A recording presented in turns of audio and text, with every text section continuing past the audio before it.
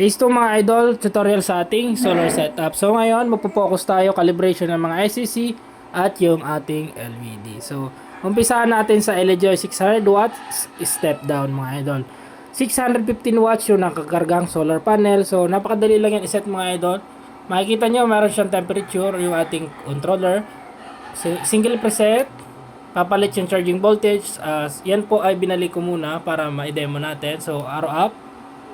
Plus sign, syempre dadagdag yan. Since naka-Gentile IPO4 tayo mga idol, 24 volt system, ang nilalagay ko po dito na setting ay 28.4 volts. Yun po kasi ang pinaka-healthy sa ating battery. So yan, arrow up lang mga idol.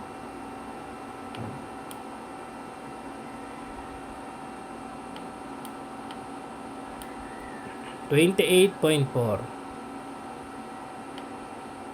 Yan. So, pag 28.4 na mga idol, single press okay. Tapos isa pa. So, yan. 28.4 volts na yung ating charging voltage. So, antayin ng konti. Pag bumalik yung temperature, yan. Single preset. 28.4 volts na yung ating charging voltage. So, bago nyo pala mga idol baguhin yan, baba nyo muna yung breaker. Yung breaker na yan mga idol is papuntang battery. So yun, pangalawa mga idol, itong ating SCC na isa. Una nyong gagawin pagka nag-set kayo nyan mga idol is papatayin nyo naman yung breaker na galing sa panel. So pagka ganyan mga idol, ito po yung manual na ginawa ko para dyan. Pag umorder kayo nyan mga idol ng SCC na to is may manual naman, so madali lang sundan mga idol. Yan. Lagay ko lang dito mga idol. Sa pag-calibrate naman itong MPPT na ito mga idol ay kailangan nyo munang patayin yung breaker galing solar panel. Tapos, una nyong gagawin mga idol is single press ng program. Yan, kita ba mga idol? Program. Hanapin nyo yung DO5. So, nakasell yan mga idol. Gagawin nyo, press nyo yung enter. Pag nag-blink, pwede nyo nang palitan yan. Hanapin nyo yung use. Yan. Use. Tapos, okay na. Pwede na tayo mag-calibrate. Yung use mga idol na parameters ay parang ano siya.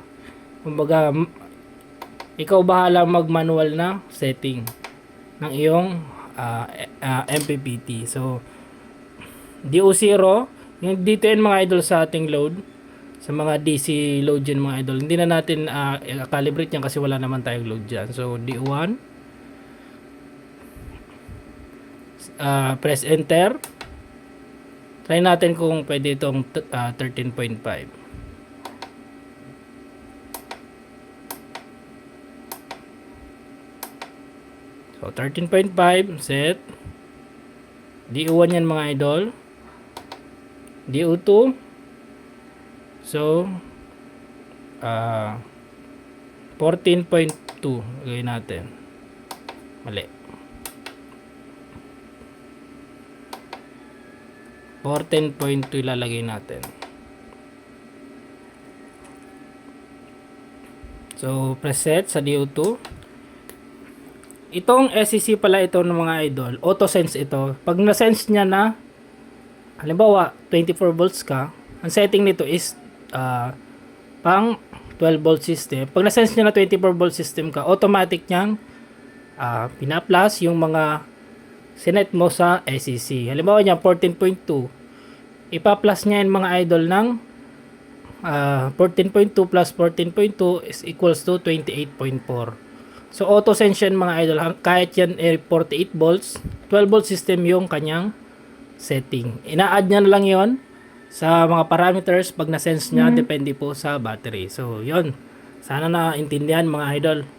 Susunod tayo, DO3.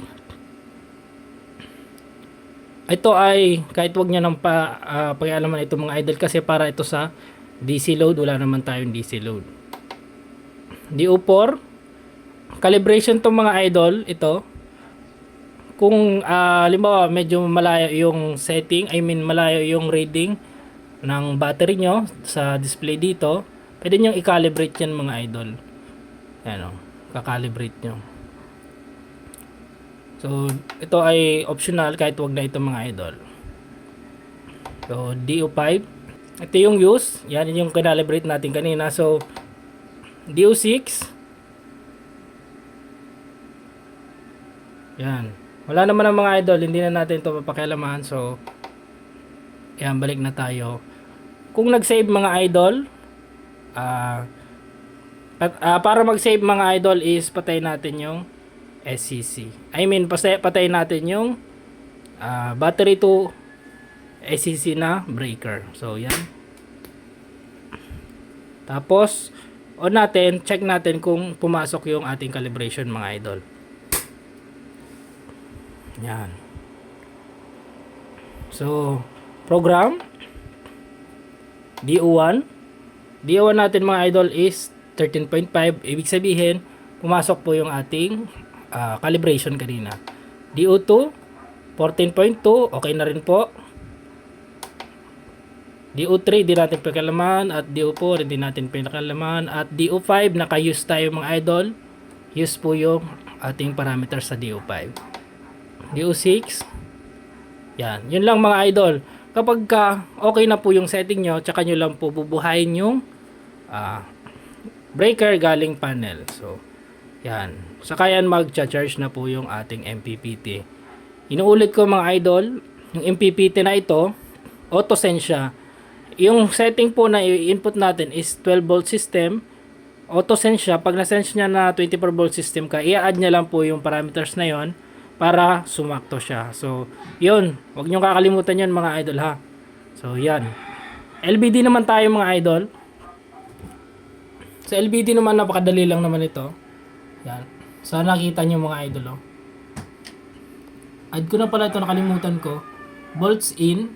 Ibig sabihin yung power supply ng LBD. So, positive negative din yan mga idol oh. Tapos ito yung volts out.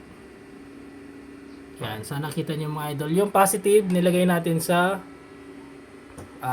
linya ng switch ng inverter natin, GN-Shin. May walay tayong video dyan mga idol. Lalagay ko na lang po yung link sa description. At sa comment section pala mga idol. Ang pag-set ng LBD natin mga idol, napakadali lang. 24 volt system tayo mga idol. Double press. Yan po yung disconnect natin mga idol. Pag nag-blink na, pwede na kayo mag-calibrate. Oops, mali ata. Yan. Pag nag-blink, pwede na kayo mag-calibrate. Oh. Sa akin, ang sinaset ko sa disconnect is 24 volts. So, balik natin 24 volts. Hayaan nyo lang mga idol ganyan. Pag nawala na yan, pag bumalik sa battery temperature ay battery voltage ay nakasave niya. So, disconnect 2.0 mga idol. Pag nag-blink, pwede na kayong oops, yeah. Double press. Yan, pwede na kayong mag-calibrate. So, sineset ko dito mga idol ay 2.0 volts lamang. Pag bumalik na, ibig sabihin nakasave na yun mga idol. At indication natin, pag may ilaw yun mga idol, ibig sabihin may supply na po yung ating LBD voltage out. So, yun lang mga idol. Kung nakatulong, pa-like and share. Pa-follow na rin ang ating page mga idol. So, pwede nyong i-share, pwede nyong i-save para hindi nyo po makalimutan at madali nyong mabalikan kapag kayo po ay nagbibuild ng sarili nyong solar setup. Thank you very much mga idol.